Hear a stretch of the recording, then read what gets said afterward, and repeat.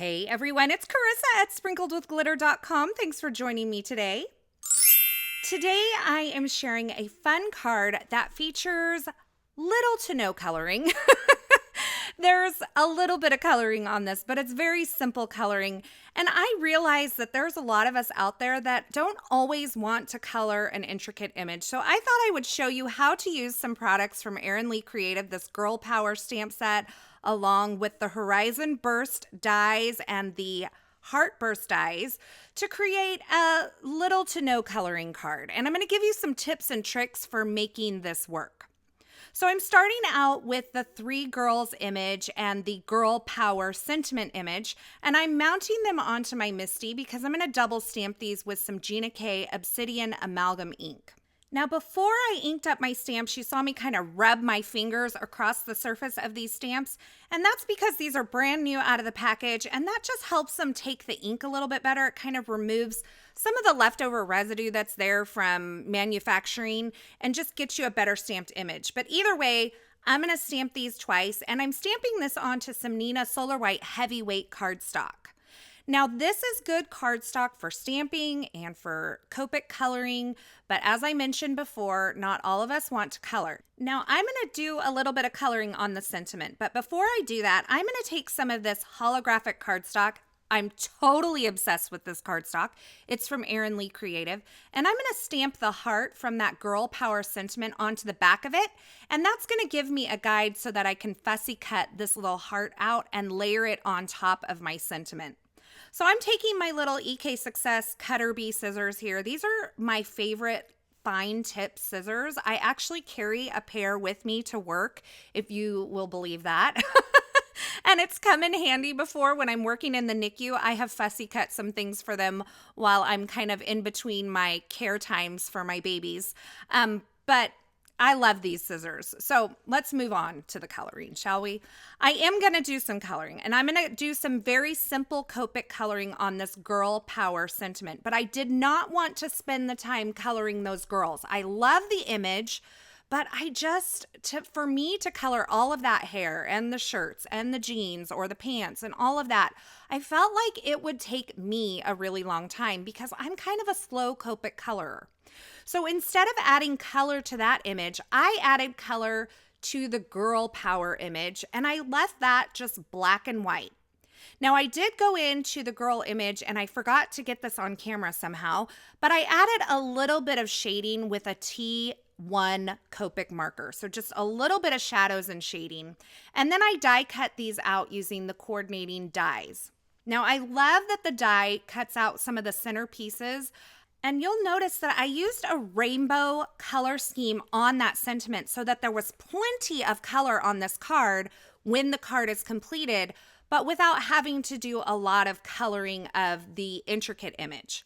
I did very simple coloring on that sentiment. I just used 2 colors for each, and I did very little blending. So I just did some flat color just to keep it simple.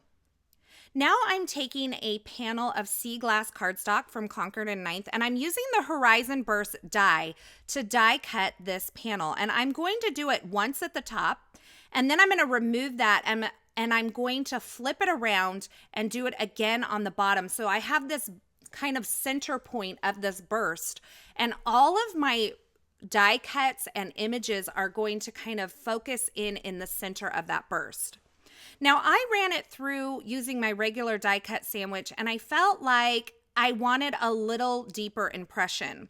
So I added in my little rubber embossing mat underneath the paper and the die and ran that through my die cut machine again. And this gave me a really deep image. It was almost hard to get this off, and I was trying not to rip my paper, so you can see I'm going really slow, but that gave me a really deep impressed image of this Horizon Burst. And I did it once and then flipped it around and did it again on the other side as well. Now, another way I wanted to add color to this card without having to actually do coloring is I wanted to bring in some of this holographic cardstock from Erin Creative. And so I'm using the Heart Burst die, and I'm running this through my die cut machine using that holographic cardstock. And you'll see in the pictures and the kind of where I show the card at the end, this gives a lot of color to this card, and it kind of picks up that rainbow theme that I have going on with my sentiment. So it kind of ties it all together. And once again, I had to do very little coloring. Now, I feel like doing a no color technique can be a little tricky at times because you don't want it to look like you're lazy and you just threw a bunch of black and white images on a card. So you need to find ways to bring color in, but without having to spend a lot of time coloring. And I've done this in the past, and I'll throw up a card here in this video for a no coloring card technique. But another favorite method I like to use when I'm doing a no coloring or a very little coloring card is I like to use like stripes of color. So whether that's cardstock or stamped stripes, the painted stripes from the Essentials by Ellen line is one of my go-tos for this. So those are easy ways to add color to a stamped image without having to color it in. So now I'm to the assembly process on my card, and I've added my holographic heart onto the card base using some regular tape runner adhesive. My little grouping of girlfriends there, that is added on with some foam adhesive. And then I am also adding my sentiment on using the foam adhesive. And I added that little fussy cut heart to the center of the heart that's stamped in the middle of that girl power sentiment. I added that on with some foam adhesive as well. Now keep in mind, I'm a girl that likes big cards and I like a lot of dimension. So you can always cut back on the amount of dimension you're adding to your card. But for me, big cards are where it's at.